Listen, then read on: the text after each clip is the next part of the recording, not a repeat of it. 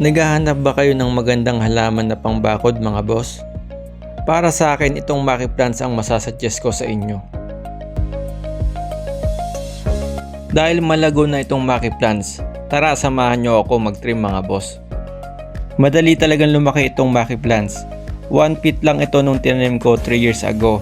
Ngayon, malago na at nakailang trim na rin ako dito. Tumataas ito ng 8 to 10 feet in 10 years. Napakaganda ng kulay nito na dark green. Low maintenance pa nito mga boss. Every other day lang namin ito tinitiligan.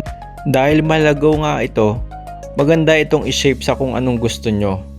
Pwedeng square, circle, at pwede din triangle na parang Christmas tree.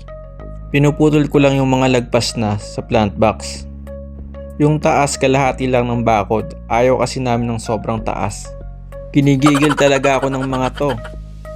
Mukhang hindi na kaya ng garden scissor dahil mataba na yung sanga. Kumuha na ako ng lagari para mas mabilis mga boss. Hindi na talaga kaya ng garden scissor yung malaking sanga.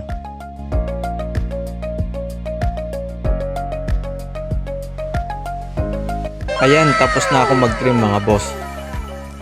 Maayos at malinis na tignan itong Maki Plants. Maganda talaga siya pang bakod na halaman.